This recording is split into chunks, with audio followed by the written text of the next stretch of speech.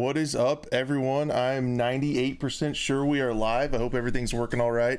As you guys know, podcasts, broadcasts, and programs, there's a lot of moving parts, but I think everything's working so far.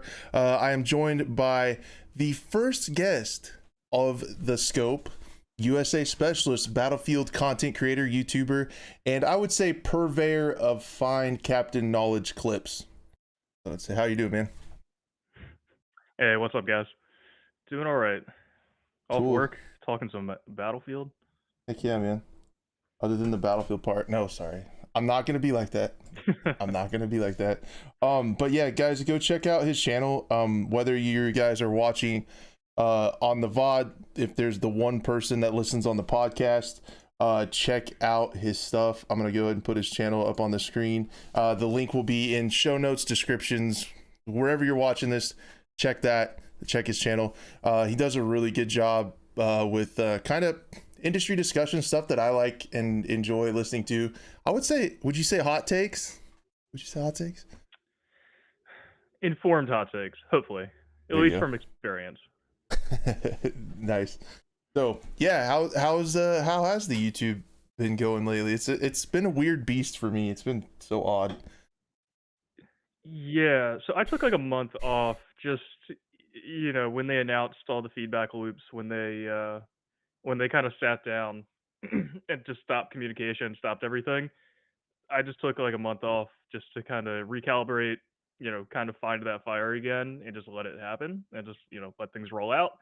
And now I'm jumping back into it, but the the viewers are, ready to come right back. The small core fan base that is left for Battlefield does show up. So gonna keep talking. Yeah, I've noticed that too. If I stay along with like the MO of my channel and do like Hmm.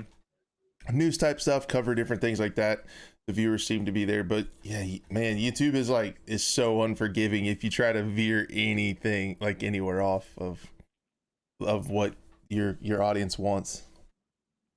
Yeah, yeah. Your mic's static. So from time to time, we're gonna have mic issues. It's all part of the experience. It fits right in with the show, and it's gonna be fun.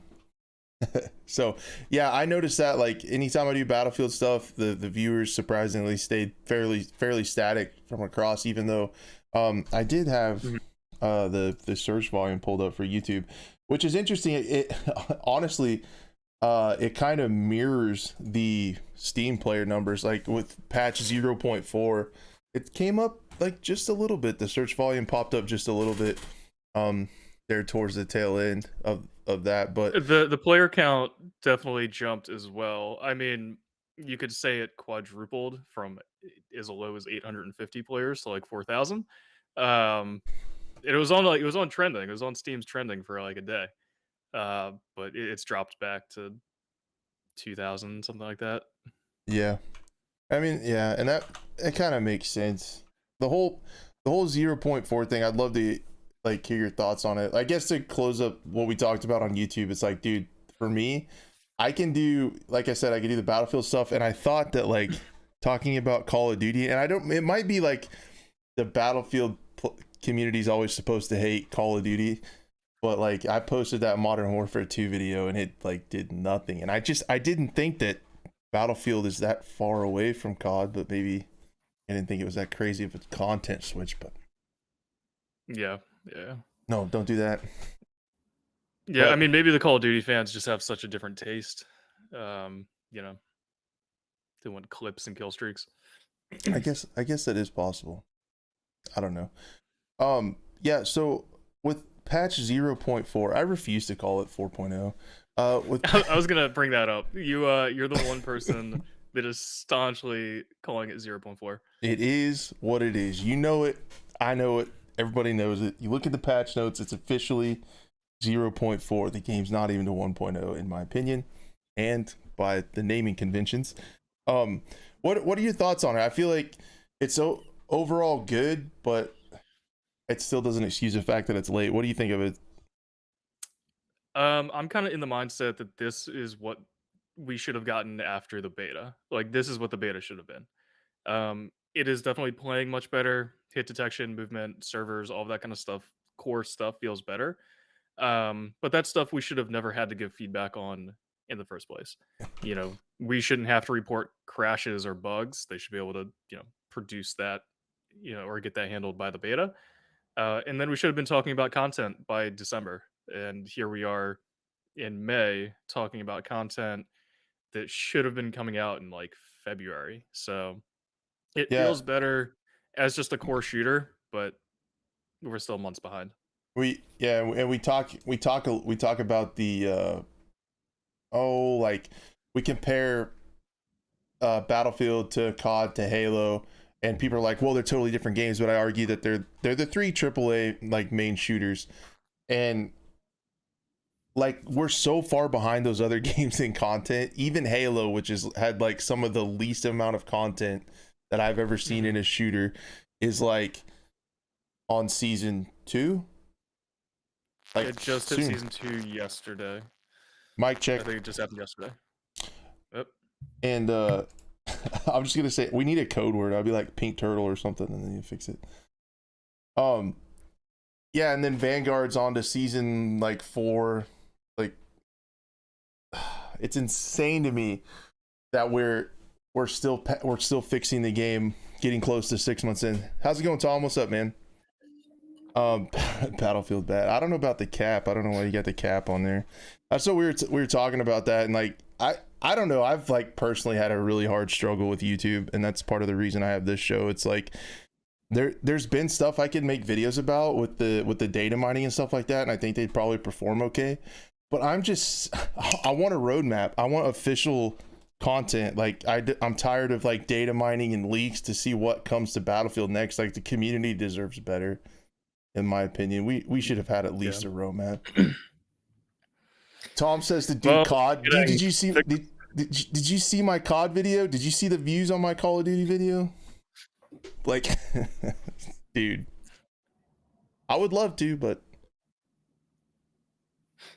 yeah. So I don't know, but yeah, patch 0.4. Have you been playing it more? I've been playing pretty consistently, but more so just to play it than like enjoy it, if that makes sense. Like none of my friends will play it. They deleted that months ago. They're not touching it. I play by myself for a couple hours here and there, record, and that's it. Yeah, I like my Twitch chat will like implore me to play it, and like every 2 or 3 weeks I'll break down and launch it, and I only have like 3 or 4 matches in me. And yeah, that's what I worry about, is like even if it's fixed, I'm really not into the design changes. Like I just don't, or the design decisions, I just really don't feel them. Your video today was like incredibly interesting, where you had what was the moment that really enlightened me, even as someone who's followed this like really closely and made videos as well, is the whole like one developer saying what went wrong and the other one saying, hey, it's great and fine. Like the split, and you mentioned they were developers that worked there at the same time. Like that was crazy to me. Like it's just such a weird case study, and that's honestly been almost the only motivation for me to continue to cover it, is because it's such an interesting case study with like how what are they gonna do with this thing moving forward. I don't know. Yeah. I don't know. I guess it sounds like they have another game in development, so it hasn't killed the franchise, not yet. And that could be it. I mean, we might as well go tinfoil hat, because it seems like on Battlefield discussions we always have to go tinfoil hat because there's no official information to talk about. So like, do you think that there's a lack of content and the updates are slow because they are really gunning for that alleged 2023 COD gap? I mean, that's going to be a really interesting year if it is like the first year in like 17 or 18 where there's no COD. Like who's going to try to fill that void? Well, even if you're shooting for 2023, like what's the point of shooting yourself in the foot now? Like they could still be rolling out content while Pink Turtle is a little bit slow.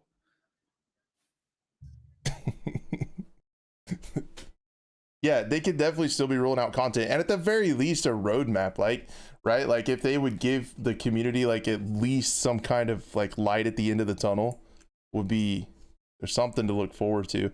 I feel like 0.4 brought players back, and it brought it to where you could enjoy the game if you're into that. But like, there's just, you can play it and you get past the bugs and stuff, but then you start to see the other stuff that's there. You start to see the map design. You start to see like the no server browser, where, I mean, you've had a server die off, and then you go to get in another match and you're going to play the same map again. It feels like it makes the lower map count feel even lower when you can't, it just puts you into breakaway 3 matches in a row. So all those other stuff start to pop up, but I'm just so torn, because on the one hand, it's incredibly unfair what they did to consumers, and they probably made all their money on the front end. But having said that, at least they're getting it playable, which they wouldn't necessarily have to do. I don't feel like they're making a ton of money with it right now. Do you think, what do you think about Portal? Do you think that'll be persistent? Do you think that's a way to save it?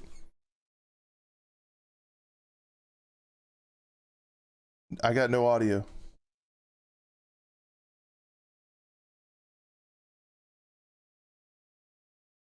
I also spelled stuff wrong on the topics list. What a hell of a show. There, I hear you. You got me now? Yep. All right, cool. I mean, we all thought Portal was going to be something amazing to begin with, and I don't think it's even lived up to that expectation. It's missing a lot of content. It's missing a lot of abilities. Like, it hasn't saved the game yet. I don't think it's going to. It was one of we need a core. We need core. You know, core multiplayer. Yeah, that's true. I honestly think it might be the easiest path forward to save it if they added a lot of content to it, and then they would regain that ROI by including it on the next game, just like carrying it forward, like leaving the 2042 stuff in there, whatever the next game is going to be, putting that in there as well. And I thought that, but it's just so weird. Like, again, this is just a case study. Like, we've never seen a game do this before. There's been a lot of content creators like Moist Critical and Actman, and a lot of those really large creators have talked about this being one of the biggest failures in AAA gaming history, along the likes of like No Man's Sky. They were able to bring that back, which is an awesome story.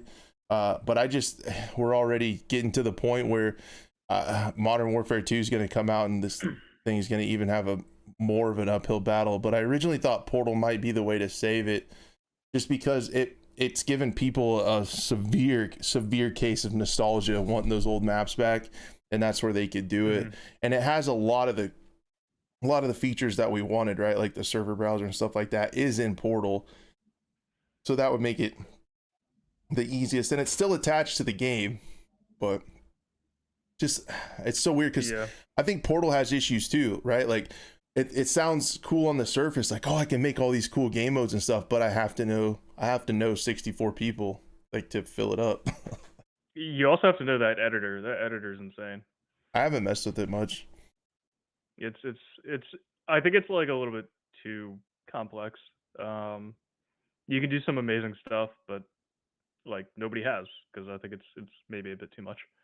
Yeah, that, and there's probably, I mean, the percentage of like normal Battlefield, the fans that would know what to do with that is probably so small that who knows. But I think a third mode, like a hazard zone revamp or something, would do better to bring players back. Yeah, do you think it need to be free to play? At this rate, I think it needs to do something. Free weekends, free to play, Game Pass, something. Because nobody's gonna pay $60 to try Hazard Zone again. Yeah, especially with like the word on the street with how it is. And I don't know, like, what they could do with Hazard Zone. Oh man, and then you also have, even though in my opinion Firestorm was like 80% of the way there to being a really good BR, and I just think the hardcore vocal Battlefield community doesn't want a third type game mode like that. They don't want a BR, they don't want a Tarkov Extraction Royale, they don't want that kind of stuff. I think most everyone wants, you know, Conquest, Breakthrough, Rush, and it to play well.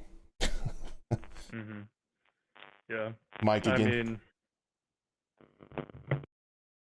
I mean, then Mm. But I thought I had originally thought that having like a game mode be free to play like that, like the like not Firestorm, Hazard Zone, and a battle royale type game mode being free, just exactly like Call of Duty was what this game needed. But I just don't even know.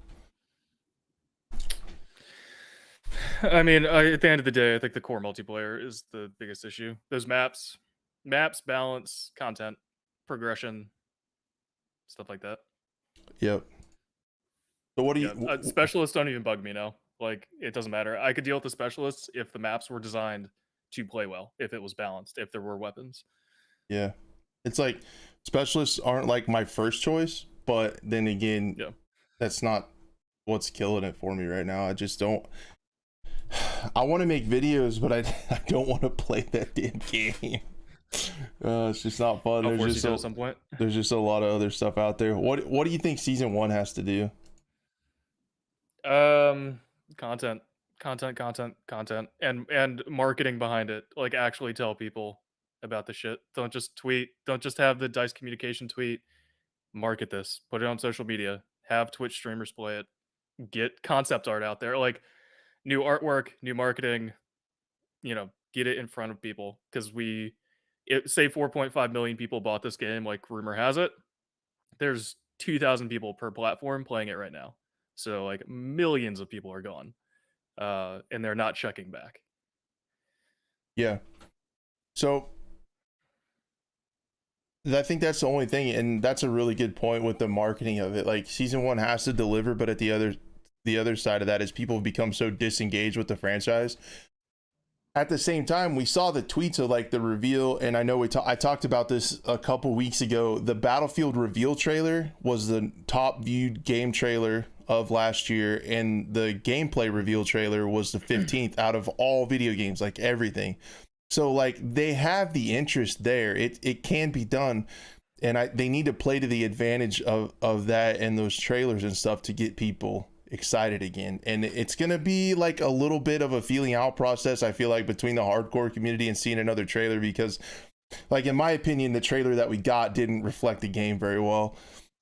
And there could be a lot of concern over that again, but like notwithstanding that stuff, it hit. Like those trailers hit, and they make really good trailers. And they need to use stuff like that and like some more like viral type marketing to get that stuff out there for season 1 for anybody to even look at it if it is good.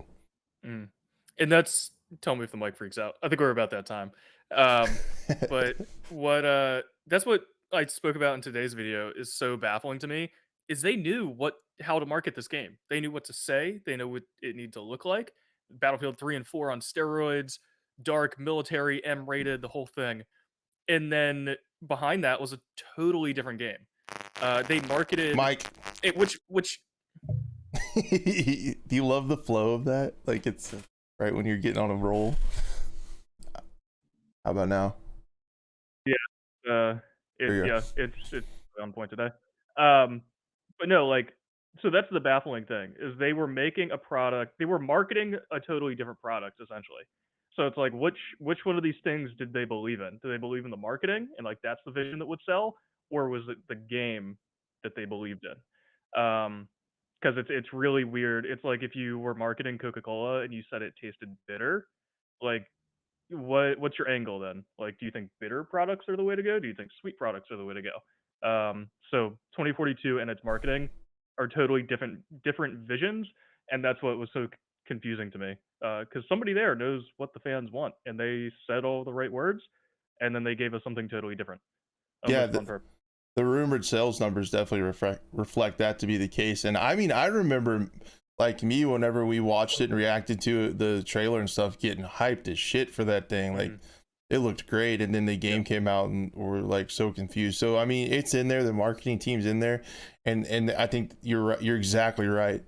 Like even if season 1 is amazing, they still have to get people to come back and check it out. And I mean, we can talk about like the different ways they could do that, and it's going to be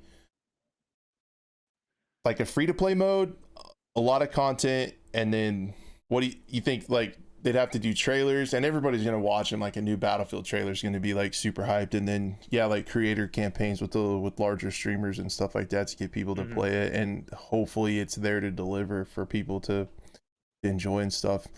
I don't know what would bring me back. I guess the map, I'm a little bit excited. I don't want to say excited, that's the wrong word. Optimistic maybe about the map reworks, because I think that's really badly needed. I'm like, I hate the maps, like almost all of them. And then seeing I think that's gonna be that's gonna be their biggest test, is to show if they have learned and if they can do it. If they can't get it done the second time, they can't do it. It's just like incompetence then. At that point, it's gonna be like, we just don't know how to design a good multiplayer Battlefield sandbox map.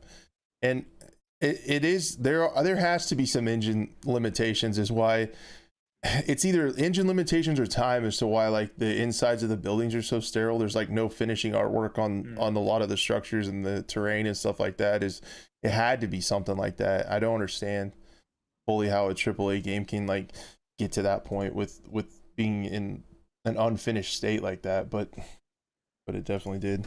Have you seen a lot of the data mines? Again, that's like all we have to talk about like what we have coming up.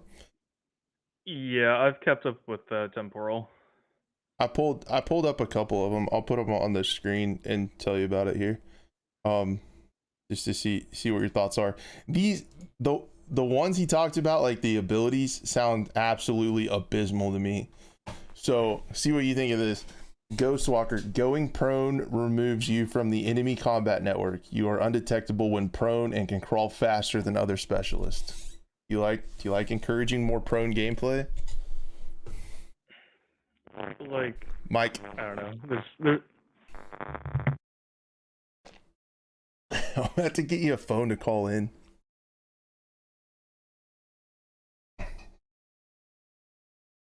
I think yeah, go ahead. About prone gameplay, your favorite. Yeah, like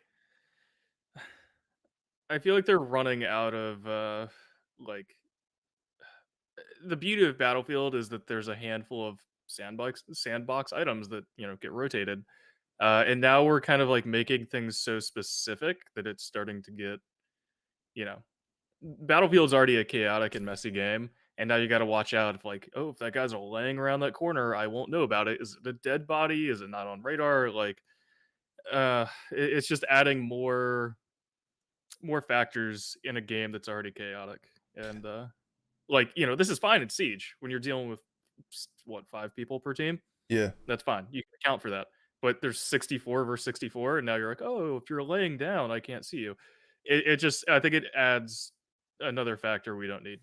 Yeah, when I play that game, granted I don't have a ton of time into it, but I have no freaking clue what makes you spotted and what doesn't, because you have like 2 or 3 specialists that can spot you or ping you, and then you have suppressors that work, and they didn't work on pistols for a long time. Like, what do those do? And I pretty much just ignore the fact if I'm spotted or not. Like, I know it'll say like location revealed if you get pinged by like Pike or something, but it's so complicated. And like you said, that's an incredibly good point. And I experienced it, but I didn't think of it like that. Like, when you have so many nuances to how things work with these specialists, and then you put 128 of them on them, it's just absolute chaos. Like, it's a lot of this stuff is just out of your control. And I get that way to where I've just ignored the mini map because I don't even know what it's telling me or how it works. So I just look for people and listen. And the audio. I'm good for the sensor grenade mastery, so I pay attention now. I guess that's good. Throw that around. And then, yeah, there's so much stuff. It's weird. And then when you aim down the sight of your weapon, you automatically spot enemies, reporting them to the combat network. So this, ironically, is something that they had to patch in like Battlefield 1 because people would set up macros to spam the spot key. But now that's a feature. It was a bug. So now that's a thing. I hate literally all these, and I guess there's just a finite amount of ideas for specialists. Because some of these are I mean, almost all of these are from other games, but I don't know. And then improved repair tool, repair and upgrade asset at an exponentially faster rate. When this specialist is inside a vehicle, that vehicle continuously replenishes health. So you just get in a vehicle and it auto repairs. Like, yeah, those two aspects make sense together, but the prone doesn't. Like, it was a vehicle based kit, and now it's like the prone's kind of not.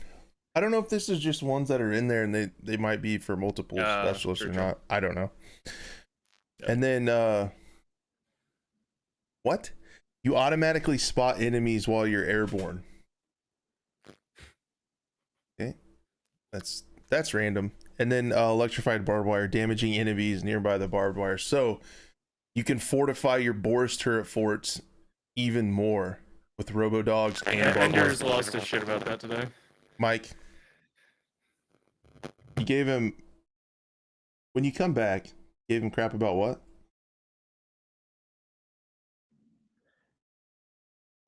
Lost his shit about that today. Boris turrets? No, the barbed wire. Because, like, I swear to God, I get killed by electrocuted barbed wire in the middle of a Battlefield game. Like, it's over. I'm out. Uninstall. Yeah. And then there's some cool cosmetics. The cosmetics are really funny. You posted them in your video today. I didn't think you commented on it though, but it's like, it looks like a lot of the cosmetics are like going back to like Battlefield 3 and 4. It's kind of funny with the headgear for Rao and stuff like that. Thought that was pretty funny. Yeah. And then they have, the specialist he talked about earlier was Hale. He had the RC drone. Casper's drone isn't enough. We need more remote control. There's a new specialist there, right? He said Hale's not the season 1. This illustrates the incredible need for a roadmap, in my humble opinion. I don't know. They're making up their mind, man. Yeah, just they're probably battling it out in a closed server, and whichever specialist wins gets in the game first, and then I don't know. There's a bunch of boats he's talked about. They just combined all the attributes into one super ultra specialist. I can't wait to hear the voice lines from that one. I love the voice lines. You know who loves voice lines? Ham. He hates them. Yeah. And then here's the new map. So what's troubling to me is we're only hearing about a new map. Like what if I had to bet, and we'll see what you think if this happened. If you made me guess what season 1's going to be, I feel like it's going to be the exposure ridge map, like one of each type of weapon and a new specialist and a battle pass. You think that's enough? It's not enough, but I think that's what's going to happen. You think so too? Well, then they said a couple of map reworks, Kaleidoscope, and another one, like 2 of them, something like that. But yeah, if we can get all that, I think it'd be better. I want to see what the battle pass is. That's honestly my biggest interest. There definitely will be one. I hate battle passes, by the way, but it's just like some sort of progression. That's the progression's cool, I guess. What I hate about battle passes is like you're paying for the opportunity to unlock stuff. Like you could pay for it, and then if something happens where you don't get to play, you just donated your money. Sorry about it. See you later. Like, thanks for playing. I hate that. I hate that part about it. Like, you don't get anything if you don't play and unlock this stuff yourself after you paid for it, which is a little bit frustrating. But there needs to be something to work for, because the weeklies aren't cutting it. Here's also a conspiracy theory. I think all the white weapon skins we got were from season 1. You know, the white exposure map, the snow, the mountains, the white camos. They're all white camos. Forward. Yeah, I think they pulled all of it from season 1 and then just pushed it forward. Like, because those are all like one pack of skins, right? Didn't we find that out? They're like all the same skin. The hexagonal one. Yeah, like so. Yeah. Like 4 out of the 6 weeks with white camo skins were 4 of the 6 of them were like the same one, like a universal one that they split up. I feel like those were battle pass items initially, and they just like pulled them up. Yep. Your mic again. Then I'm trying to think of what else. Honestly, I don't know. I probably shouldn't be talking about Battlefields. I'm so out of touch with it, to be honest with you. Like, I haven't played it in so long. I've been playing like Tarkov and Siege and a little bit of Rebirth Island, and then if I do play Battlefield, I'm playing 4, 1, and 5. Like, occasionally I'll hop into those, and it almost depresses me because there's so much more enjoyable. But I definitely see a little bit of a revival in the community with patch 0.4. I mean, there's more people playing it for sure, and that could be. I also see an overall sentiment in the first-person shooter community where people are just like not excited about like anything, and people might be coming back to give Battlefield a try. Yeah, and that might play well in this season. That's even worse on console where you play on Xbox. Like, what do you play? What do you play? Not shooters. Honestly, there's been days that like we were just sitting there, like me and a party, where it was like, fuck it, we're gonna play Among Us on console. Like that's the state. We play Among Us. Among Us. How's Captain Knowledge in Among Us? Does he play it? Pretty terrible. Like toxic or not good at it? Both. A little bit of both. Either dies first, or we just harass him the entire time. That'd be great. I feel like that should be that's our goal, is just to trigger him as much as possible. Yeah, I think you need to get Captain Knowledge liquored up and then stream some Among Us. I think that would be top tier content. I know I would watch it, and it would be good. I can't see it that's thing where it would be good, but yeah, I guess overall to wrap up Battlefield, I know I'm sounding so excited in my voice, and I said this on the last the episode after like the patch. It's like, cool, thanks guys for making it work, but still, like, I likened it to ordering a computer. Like, you see a cool trailer or a cool ad for a computer, you order it and it shows up, and it's shows up on time, or actually it shows up a month late. and it's a case with a power supply unit in it. You're like, where's the rest? And like, you get the rest of it in 3 months, and it's just I mean, would you be happy? No. It's kind of how I liken it, like, or what I think it's like, and I don't know. What are you playing then? Siege? I've been playing Siege lately, and pretty much just Siege and Tarkov, honestly, back and forth. I get kind of addicted to Siege when they're playing ranked sometimes, because I don't know, especially when you play with randos, it's almost like gambling. Because sometimes you get good ones and you win and you move up rank, and then you go down and then you lose a couple and you're like, but if I play one more, I can get that elo back, and then you just keep playing and trying to rank up. Honestly, I do that with Apex ranked. Yeah, same thing. It's addicting. Ranked is addicting. I hope the new Modern Warfare has a good ranked system. I need a different ranked game, because people are really good at Rainbow Six Siege on PC. I'm gonna be honest. I was gold 2, so I was 1 game away from gold 1, feeling pretty good last weekend. And then I started drinking bourbon, and I woke up Sunday morning to a silver 2 rating because I just kept playing. I started mixing bourbon with Mountain Dew for some reason and calling them bourbon dews, and that's not a thing. Like, it's not good. But that's what I was. Is there a VOD of this? Do what? Is there like a VOD? Is this recorded? Yeah, it's somewhere deep within the bowels of Twitch. I should edit your mic's a little staticky again.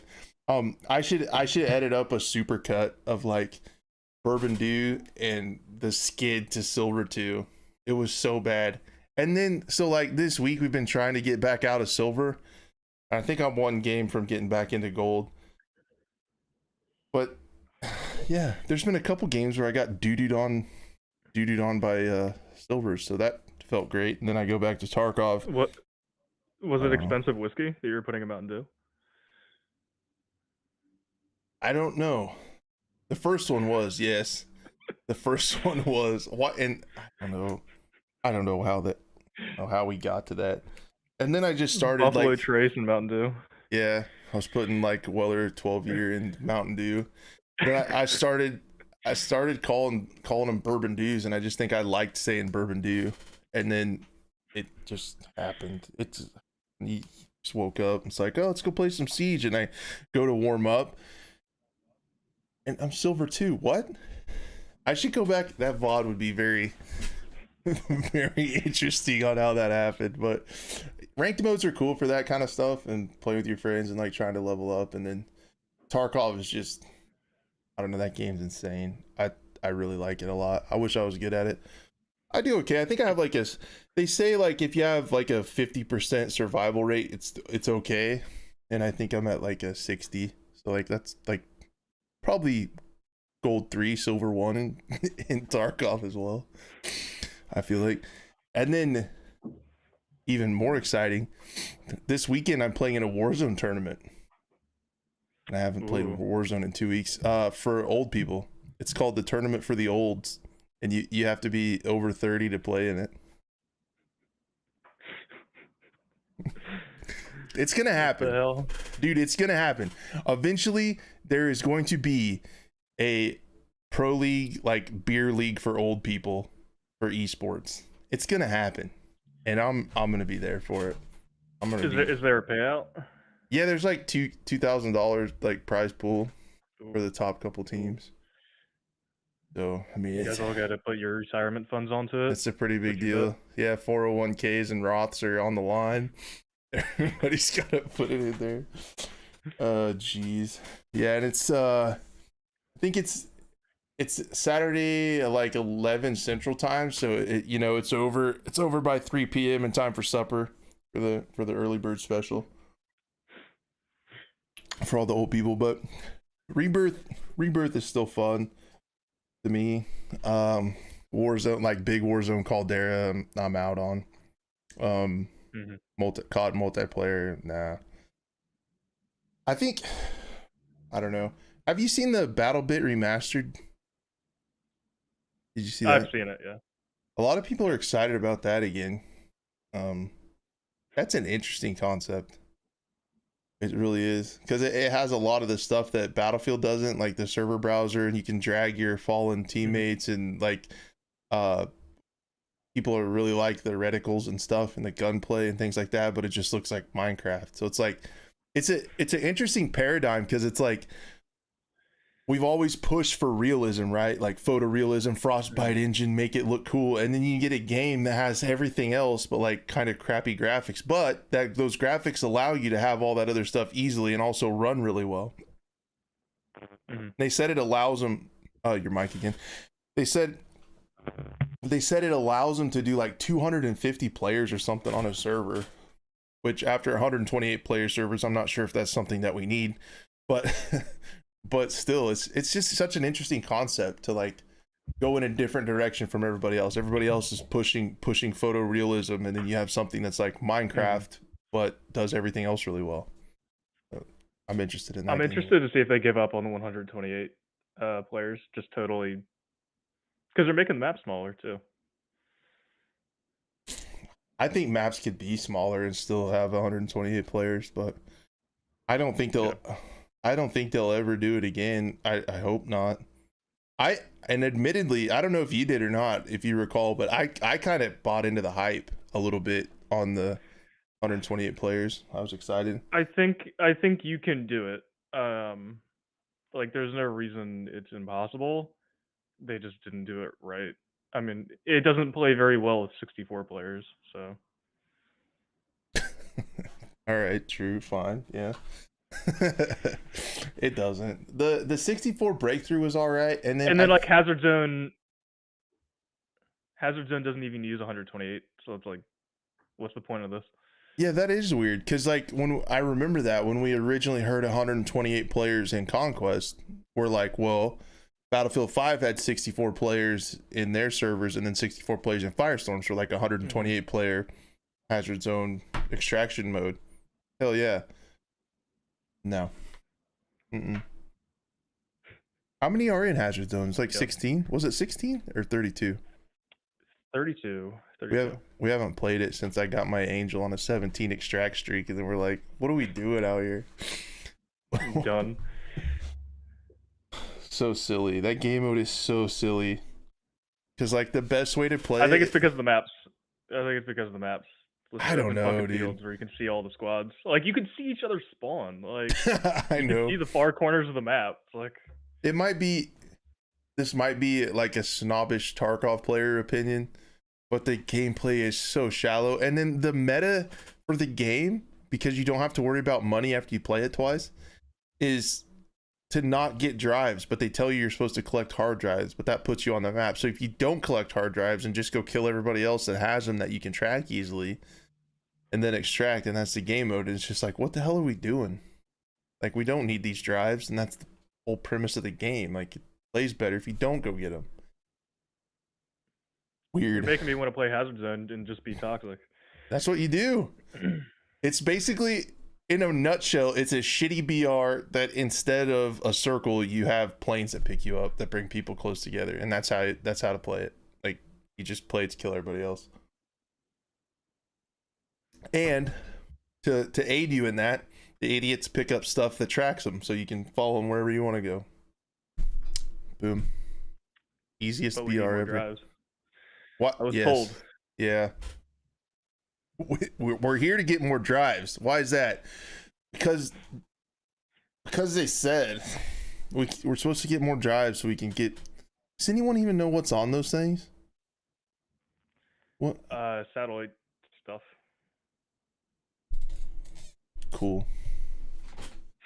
I love the lore. I love the lore behind it.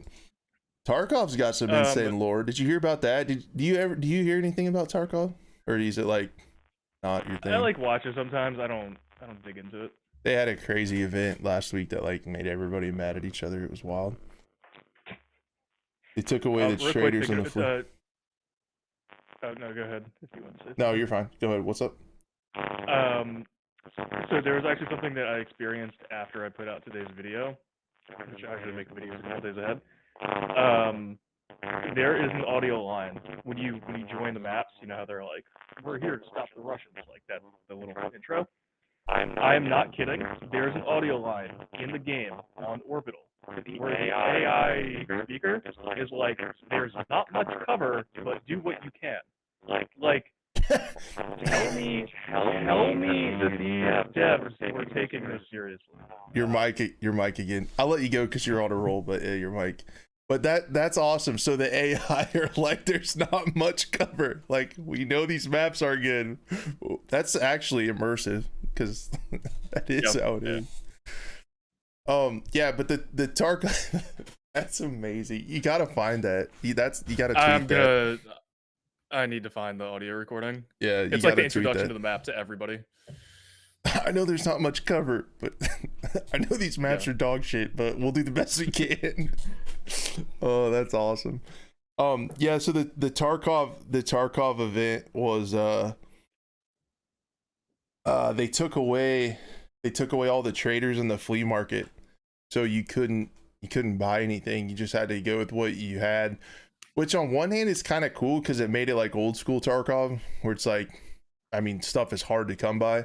But at the same time, it was so weird because some people it didn't affect at all. Some people had like super full stashes. They had tons of stuff they could use. It didn't affect them in the least bit. And then you had certain people, like low level people, that couldn't buy anything. So they had to scav in and use crappy stuff.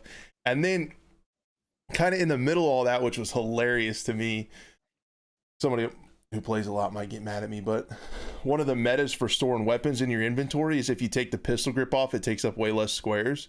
So a lot of people will have items cases full of weapons with no pistol grips that you can't use. They're red, like you can't shoot them until you put a grip back on them.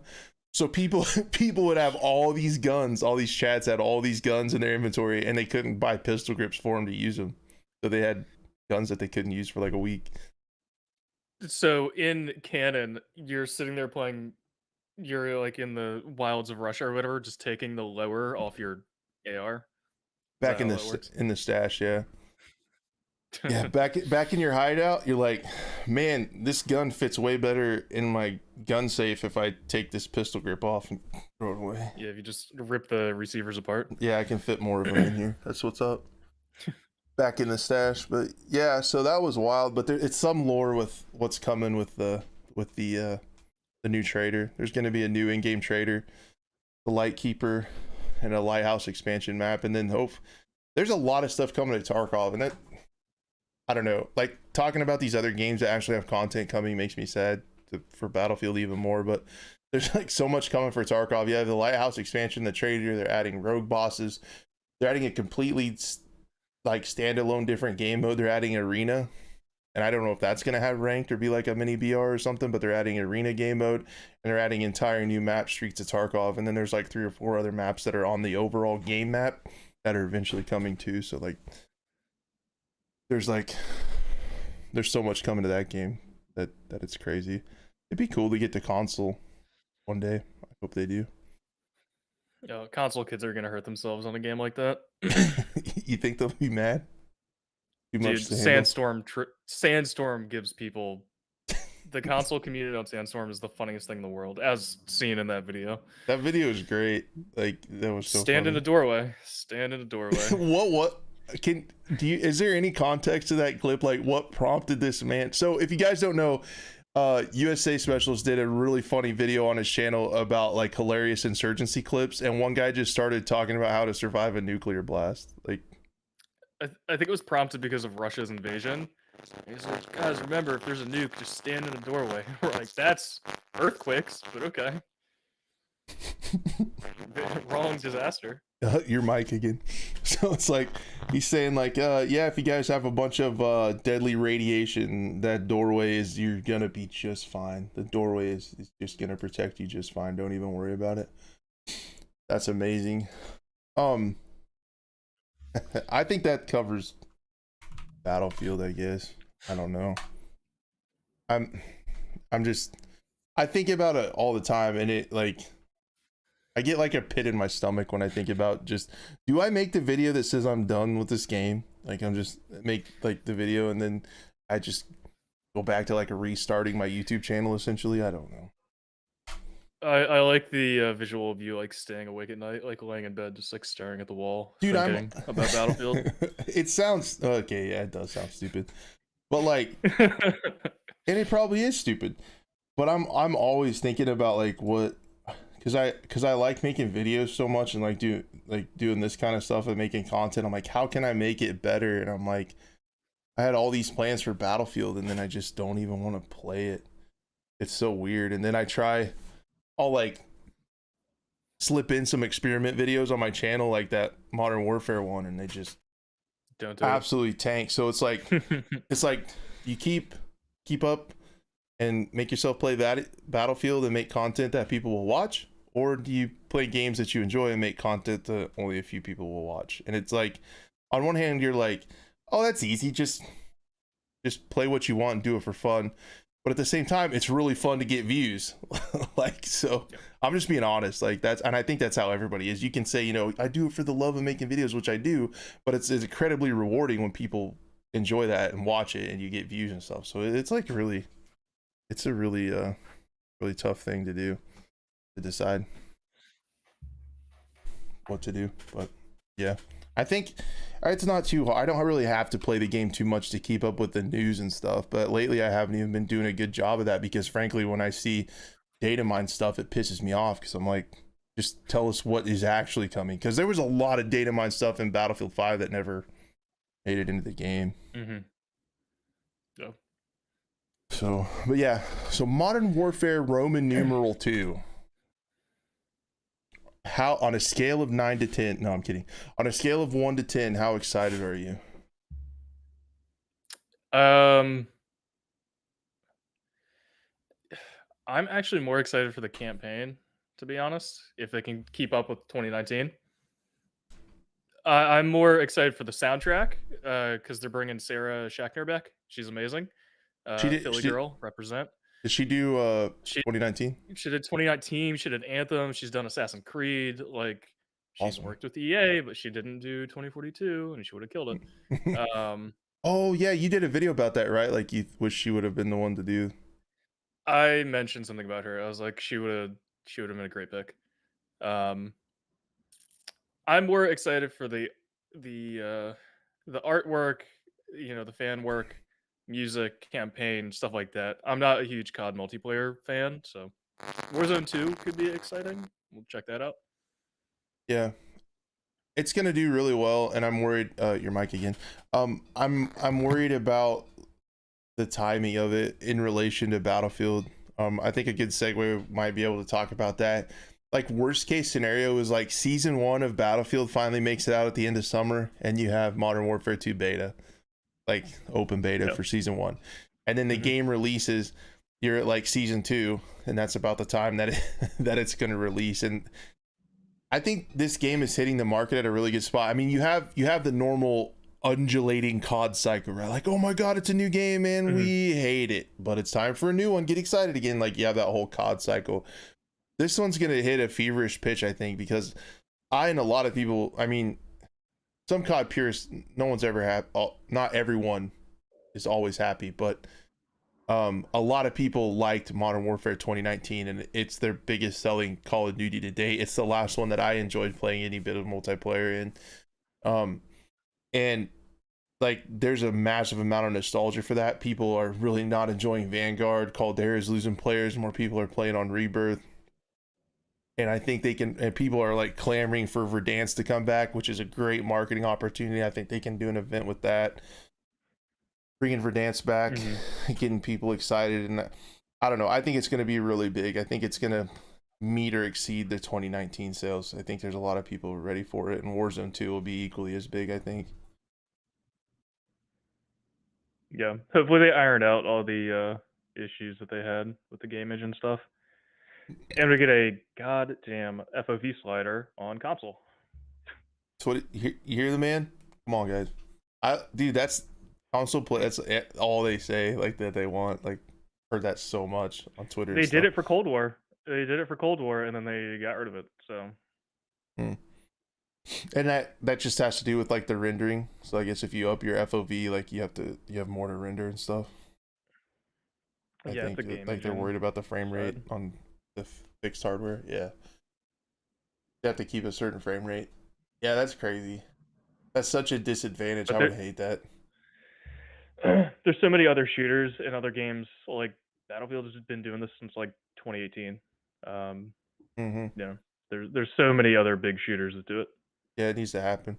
The interesting part about Warzone 2 is, did you hear that thing where the developers started talking about how they messed up with Warzone 1, like how it was going to be. They did, so it was kind of cool. What they did was they had a kind of like an insider meeting with creators and press, like, you know, Charlie Intel and IGN and stuff like that. They did like a closed news conference kind of thing, and the developers came out and said, hey, we messed up with Warzone. We didn't expect it to take off like it did. The next game, like Cold War, was going to have its own battle royale, but Warzone was too popular, so we kept along that. It wasn't made in the beginning to have other games' weapons all thrown into it, and that's where a lot of the problems stemmed from.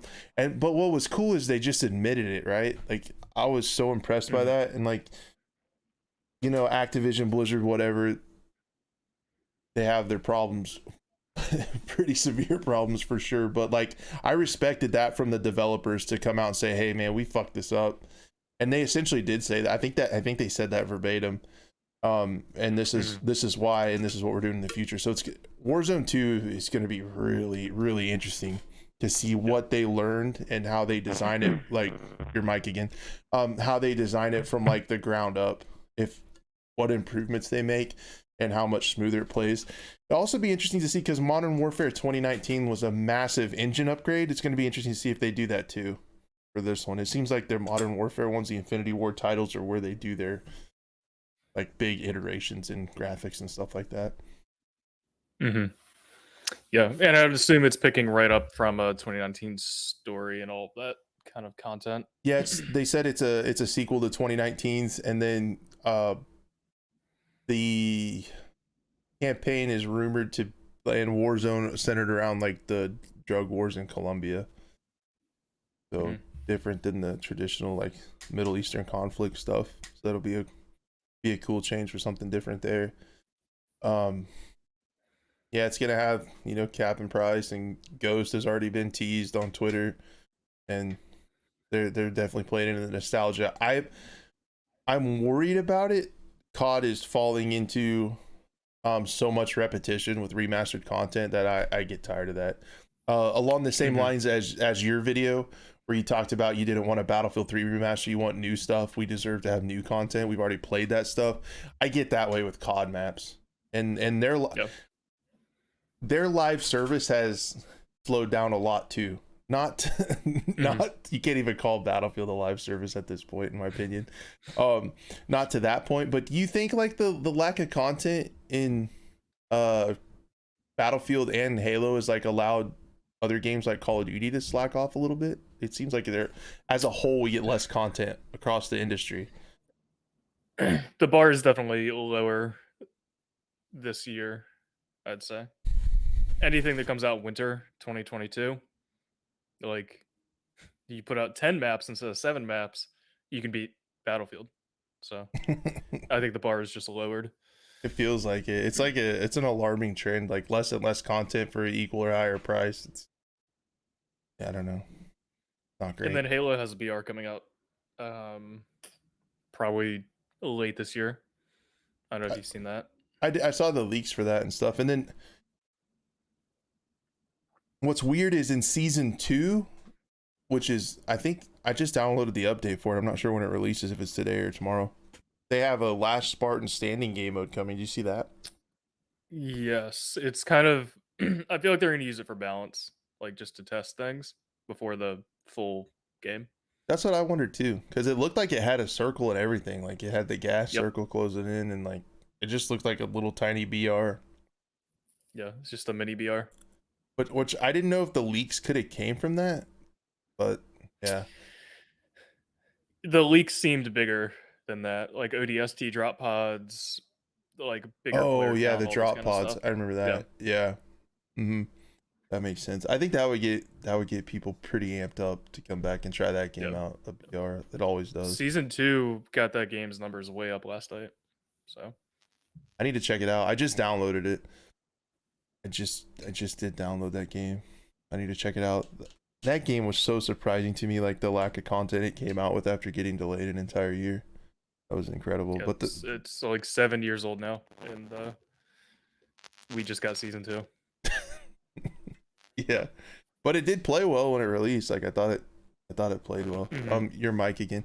I wonder how active people are gonna be with Forge. I feel like Forge is kind of like a portal type thing where maybe the community can help with the content drought a little bit. I'm not sure how it works. Like, I'm not sure like how Forge works, or like if somebody builds a map, like how it gets out to others. I don't. There's a file browser that I was a big Forge user in Halo Reach. I feel like that's where Forge kind of peaked. And if we're getting the Forge that they're promising, which I'm a little concerned it's going to be overcomplicated, that will probably be one of the biggest reasons people return. Making custom games, servers, file browsers, all sorts of stuff. And maps, right? Like people can make maps too, right? Yeah, that'll be super cool to see what people do. As long as their server browser is good, because I know there were some issues they've had in prior games where like the server browser just didn't work very well, so you never found like community content very easily. So that's always a problem with games, with game modes like that and stuff like that, is like it's cool to make community content, but getting it out to people or other people to join and use it and enjoy it is a challenge. I really feel like, but yeah, Portal. I feel like Portal has almost nothing organically made. Yeah, I mean, when it first launched, you could go through and find servers of people trying. Like they would have cool sounding game modes and stuff, but the servers would just be empty. And it's like, how do you know? As a player, like you can hop in there and look around and have like no clue what the hell you're gonna jump into. And also, there wasn't progression in the beginning when people wanted to level up too. They just now fixed that. Like I just saw that like the other day. So it's like, come on, guys. Like today. Yeah. They didn't think people would want to progress when they played it. That really blindsided them. But what do you think about this stuff? Have you heard much about the quote unquote DMZ with COD? That mode? I haven't kept up with that very much. The extraction mode. Yeah, there's rumored to be an extraction type mode, but it's like I just get PTSD from Hazard Zone when they Would it talk like about it. replace plunder? I would assume. Probably. Or like in modern 2019 you had like special ops, like the spec ops missions where you went into the bigger map, and Yeah.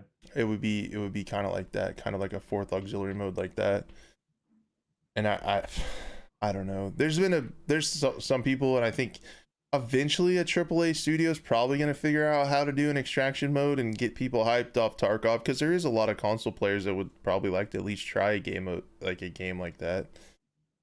So someone's gonna get close. I just don't know. I'm not calling it Tarkov. It's not. There's not ever gonna be. I don't think there'll ever be like another Tarkov. That game's wild. But people are trying. There's a new game called Marauders.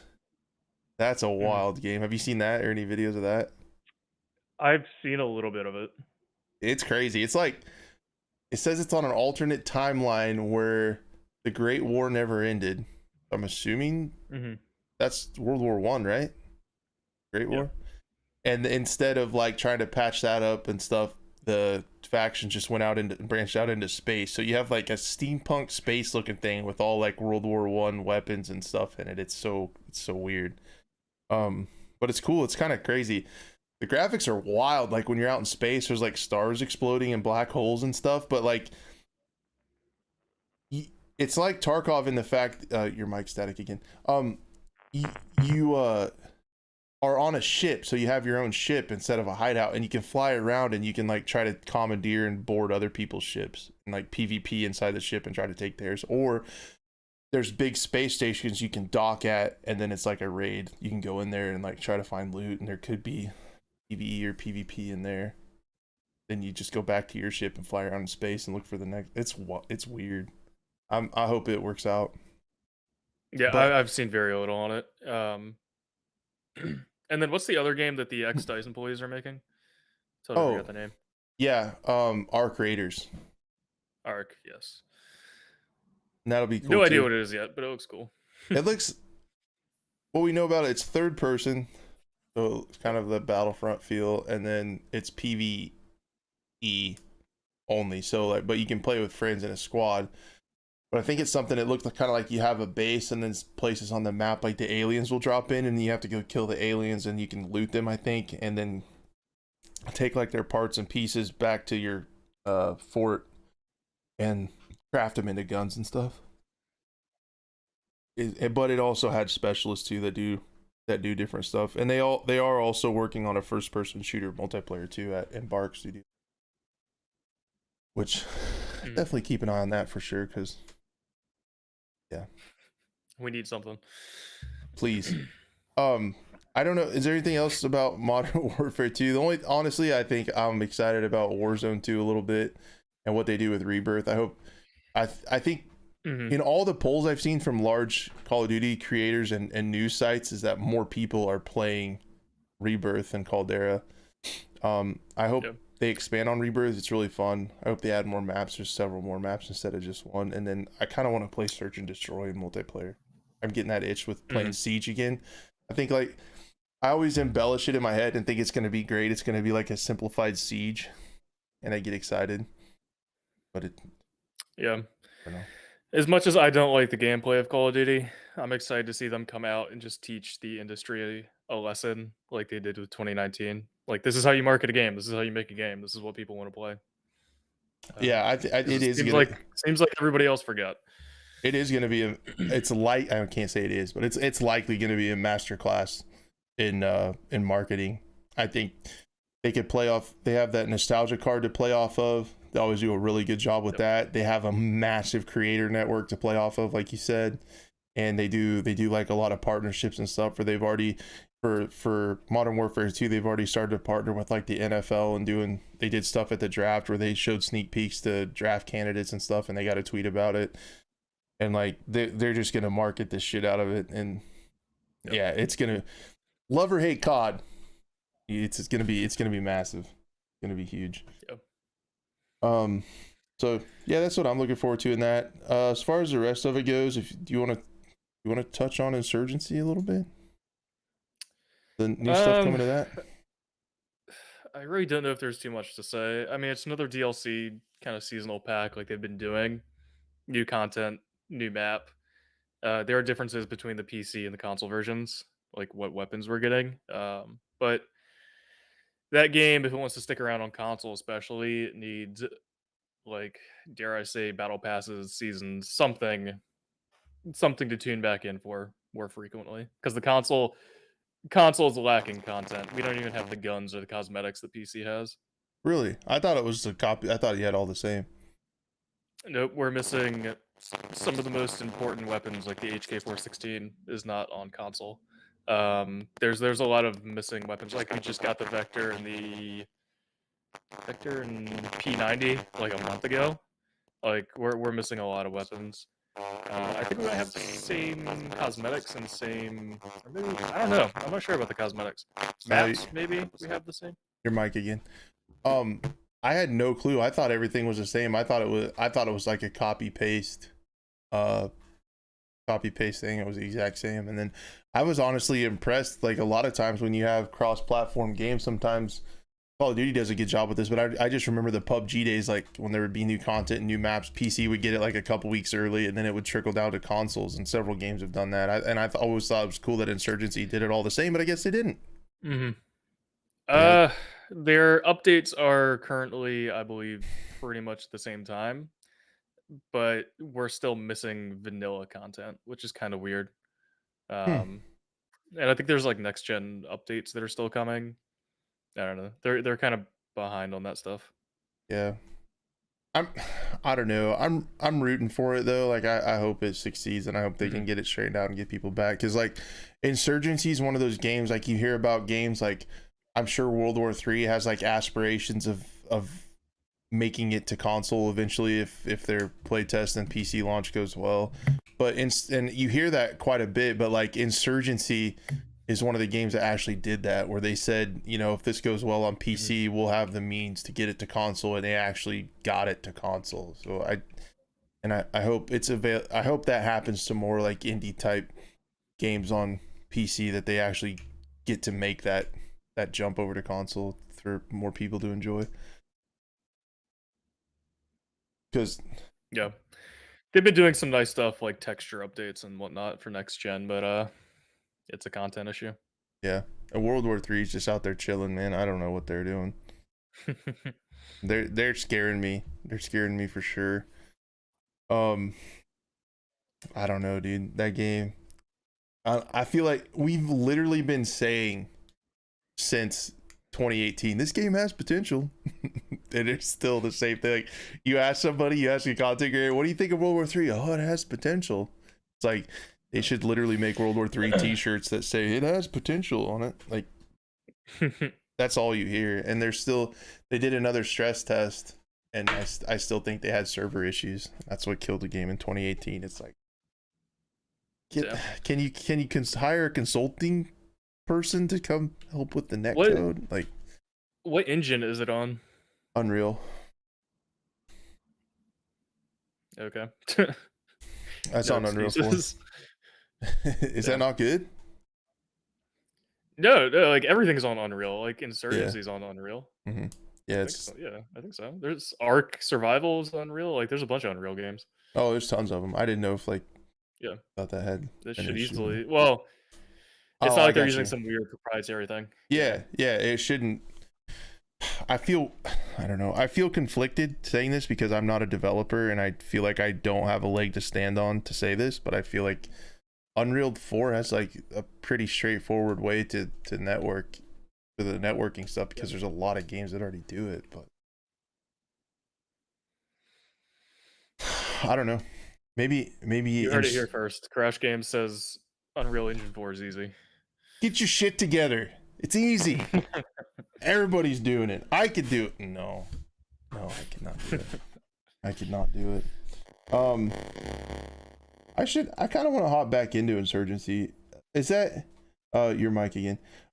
Is that have like when the new stuff comes out, they do PvP stuff with like maps and guns and cosmetics, but isn't there some kind of like zombie type mode, like a PvE mode, like a night mode? And There are PvE modes, and they're actually quite difficult. They're multiplayer-esque. There's some fun ones where you're like doing operations through towns and stuff, and you can play on pretty hard difficulty at night or whatever, and you can totally customize your kit like you could multiplayer, even more so. So the PvE is pretty good if you need to like brush up on it. I kind of want to try that. I never did. I never fully understood the game modes either. I've played a couple tens of hours of Insurgency on PC, and it feels good. I really like the gunplay. It almost feels like Tarkov. I almost feel like you can kind of practice Tarkov just with the recoil and stuff like that and the movement. But I didn't ever really get a grasp on the game modes. I always just played push, I think. We play Frontlines, which is essentially just domination. Isn't there one where there's kind of like there's no respawns until your team takes a point, and then you get your team back? I thought that was push. Either push or Frontlines. One of those two. I do the one where like you go to take the point and you get so many waves to take the point, and then if you take it, you get more waves. Like everybody respawns on a timer. Sounds like push. I think. I almost exclusively play Frontlines. Nice. Or not Frontlines. No, I just totally lost it. Whatever. I don't play Frontlines or push. What's the other one? I totally lost the name for it. Telling you these game modes are whack. There's a lot of game modes in that are all very similar. Yeah, there's just like tiny differences. Give me S&D. I think a round based search and destroy with those mechanics would be so good. Yeah, Insurgency is a cool game.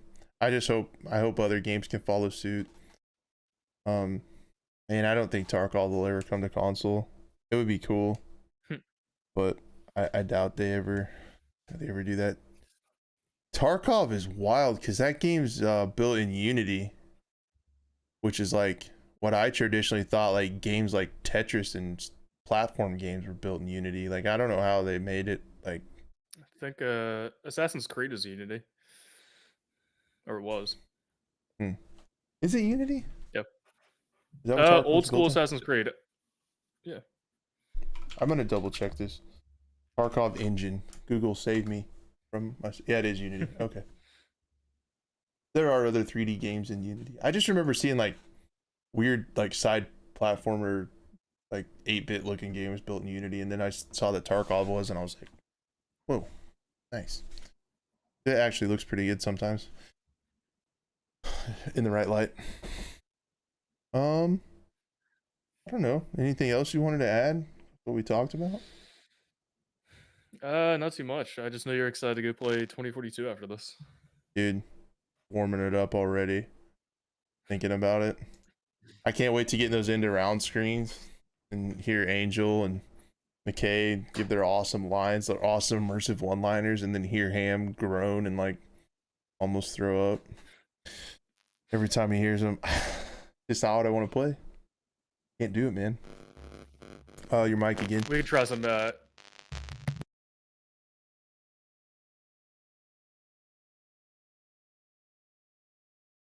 we can do some Halo. We can try Infinite together, and it is cross-platform, right? In the video. Yeah. Nice. Unfortunately. What do you mean? You love playing with PC players. What annoys me is they can go into text chat way faster than I can when we're talking shit to each other. That's my big. How do you even text chat with a controller? Can you? Yeah. Well, I mean, I can plug in like a USB mouse or a USB keyboard, but I have to hold the start button and then hit right trigger to open the chat box, and then I can type, set the controller down, type, pick up controller, hit A to send, exit the start or exit the menu, and then back in the game. It's exciting. You're at a major shit talking disadvantage. That's rough. Yes. Yeah. And that's so it's not game balance. It's text chat. That's cool. Right? No. I see how it is. Yeah, I'd like to try that. The last Spartan standing mode isn't out until like later, right? Like a couple days later or something. If I remember right. I have no idea what the cadence is. I'm just pretty sure the battle pass at least came out like yesterday. We'll see. I want to try the last Spartan standing mode. I'm a VR trier like that. They get me every time. I have to try them. I just have to try them. I haven't played the Blood Hunt that Shark Mob made. Oh The Vampire BR. I haven't tried that yet. I've watched a little bit of it.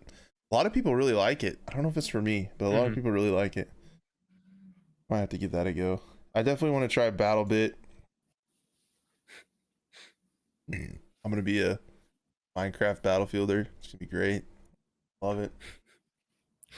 And then, yeah, I'll probably just be hanging out, playing Siege, Tarkov, a little bit of Rebirth, Halo. Waiting for Embark Studios and Infinity Ward.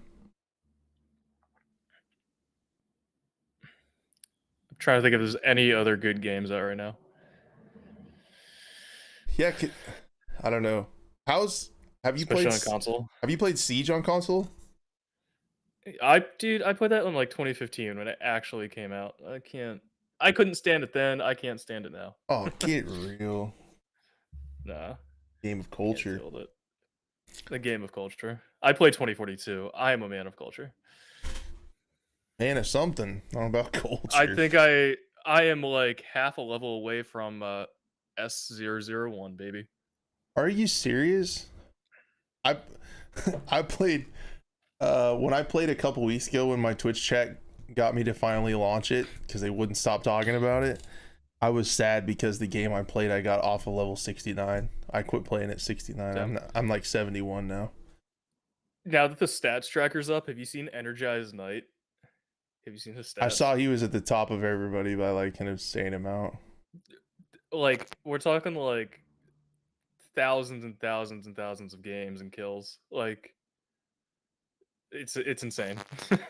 I guess your mic again. I guess it would be different if you were making decent money playing it, but even then, like, I don't know if I could play it. But I mean, I saw he posted some stuff on Twitter about how like his Twitch and stuff was really growing from playing it like when it released. So I mean, he was just out there grinding it. Like, that's insane, dude. I don't know how you do that. That would put me in such a weird mental state, like playing a game. Like, I'd be thankful that I could play a game for a living, but at the same time, it would start to suck to go to work. But I feel like where they have that API where that R6 tracker works now, I feel like you could get could you not get like a full player count now? Like, what do you mean? They would be able to, since they're pulling stats from an API, they would be able to see like how many active players there are, I would think. Ooh. On like I'm console not sure. and stuff too. That'd be interesting. I'm gonna reveal your stats to the lobby. Don't do that. I don't know. Don't you have to enable something for it to work? What even is your name? Crash FPS. I can't even find you. It would say you're private. Oh, I'm the FPS got me. Is that a one word? Crash, yeah, FPS. Don't do it. I'm looking for it. I don't think I enabled my account. That might be. Wait, what do you play on? Origin. Steam. Origin. Yikes. What? Yeah, I can't find you. I can't find you. Crash. Yes, there I am. Loading stats. Private profile. I have to change following settings in game: general, shared data usage, and on. I'm secured. I don't want people being able to get my Battlefield stats. You know what they could do to me if they saw my stats? I'm sure. Okay, here's Energized Knight. 105,000 kills, 2,600 matches played. How many? 2,600 matches, 105,000 kills. Does that say hours? I'm looking. Holy crap. Just go to leaderboards for KD on Xbox. That's wild. That is actually insane. Holy cow. Oh, time played. There it is. Oh, he's second place with 963 hours. There's a man with 1,530 hours in this game. T's and P's for that guy, man. T's and P's. Wow. That is insane, actually. How could you do that? That's terrifying. I think I have like 40 hours, and that's all I can handle. Crazy. Yeah. You got a little bit of time for if anybody has some questions in chat. I think that sums up what we wanted to talk about pretty well.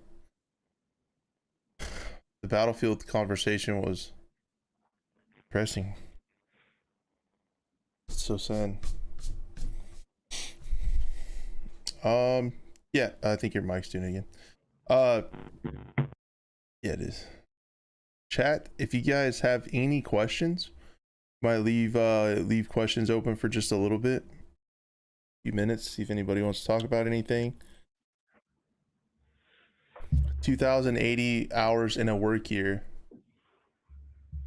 So that's almost 8 hours a day. That's like almost a full-time job. 1,500-hour guy. I'm gonna take a shot that this man does not have a job,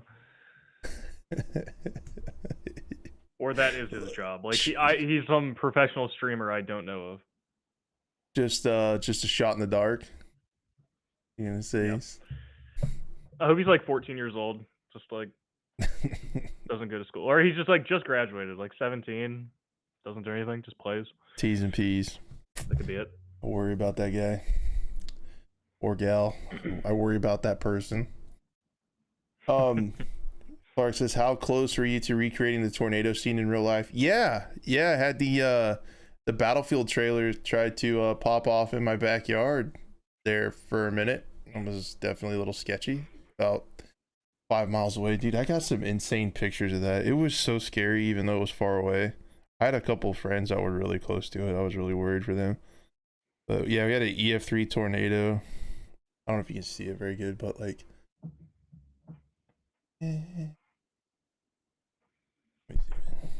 well, here, this is better. Podcast listener, I'm sorry. Yeah, love autofocus. The one podcast listener's like, what the hell are you talking about? But yeah, that was wild. It was crazy because it was like, there was no, usually when we have tornadoes, there's a ton of rain and they're rain wrapped and you can't see them, or it's dark, which is super cool. But yeah, that one was like broad daylight. It wasn't really raining very much. And I mean, if I would have had a wingsuit, I probably would have ran into it, but I didn't. So kind of stayed away. Do you think we'll get to season 4? I'll let you take that one, USA. Do you think it'll get to season 4? If season 1 does very well, I think it really comes down to season 1. If season 1 does well, season 2, season 3, we can ramp up, but I don't know. EA might be trying to get out of this as soon as possible. Yeah, I think they kind of have to get to season 4 with like the wording in the Ultimate it's 3 Edition. Or 4. It's 3 or 4. A year of content or something is how they have it worded. Well, I guess that's not that much if it's one map a year.